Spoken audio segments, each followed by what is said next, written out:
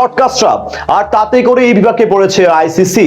সপ্তাহখানেক আগেও যারা কথা বলেছে জয় শাহের পক্ষ নিয়ে, তারাই আজকে কিনা নিয়েছে ইউটার্ন। প্রকাশ্যে দিবালোকে সমালোচনা করছে আইসিসির, সেই সাথে বাংলাদেশের সিদ্ধান্তকেও জানাচ্ছে সাধুবাদ।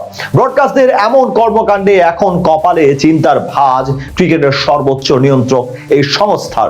তবে কি লোকসানের বোঝাই কোণঠাসা করবে আইসিসিকে, সেটা নিয়ে বিস্তারিত এই রিপোর্টে। ক্রিকেট বিশ্বকাপ মানেই যে শুধু ব্যাট বলের লড়াই সেটা কিন্তু না। বিশ্বকাপ মানে হাজার হাজার কোটি টাকার ব্যবসা, আর সেই ব্যবসার মূলে শুধু একটা মাত্র ম্যাচ, ভারত বনাম পাকিস্তান। এই ম্যাচটা না হলে বিশ্বকাপ যেন মুকুট ছাড়া এক রাজার মতো।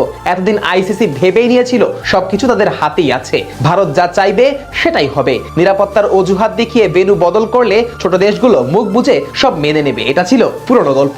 কিন্তু এবারকার গল্পে অবশ্য আবির্ভাব হয়েছে নতুন এক চরিত্রের, যার নাম ব্রডকাস্টার। বিশাল এই আর্থিক মহাযজ্ঞের সাথে ব্রডকাস্টারদের নাম জড়িয়ে থাকায় নিজেদের খেয়াল খুশি মতো সিদ্ধান্ত নেওয়ার সুযোগটা কমেছে আইসিসির। বিশ্বকাপের টিভি সত্ত্ব কিনে বসে আছে স্কাই স্পোর্টস এর মতো বড় বড় প্রতিষ্ঠান। ক্রিকেটের প্রেমে পড়ে তারা এই বিশ্বকাপে টাকা ঢালেনি, বরং বিপুল মুনাফা লাভের আশায় এত বিনিয়োগ করেছে। আর সেই মুনাফার সবচেয়ে বড় অংশ আসে ভারত পাকিস্তান ম্যাচ থেকে। এখন ধরুন সেই ম্যাচটা যদি না হয় তাহলে কি হবে? বিজ্ঞাপনদাতারা টাকা নিয়ে নেবে, সাবস্ক্রিপশনের পরিমাণে ধস নামবে, কয়েক হাজার কোটি টাকা কার্যত ভেস্তে চলে যাবে। এই বাস্তবতা বুঝেই এবার বেঁকে বসেছে ব্রডকাস্টাররা। তাই তো মাত্র কয়েক দিনের ব্যবধানে মত বদলে যাচ্ছে মার্ক বুচারের মতো বিশ্লেষকদের। যেই বুচার কদিন আগেও বলেছিলেন বাংলাদেশকে বাদ দেওয়া ঠিক হয়েছে, আজ সেই বুচারই বলেছেন পাকিস্তান মাস্টার স্ট্রোক খেলেছে।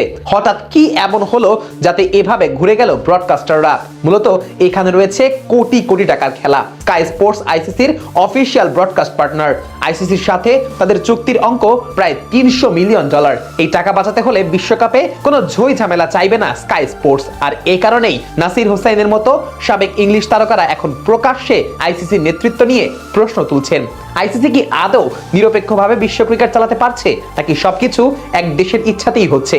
এমন প্রশ্ন করতেও এখন পিছপা হচ্ছে না ক্রিকেটের সব রথী মহারথীরা।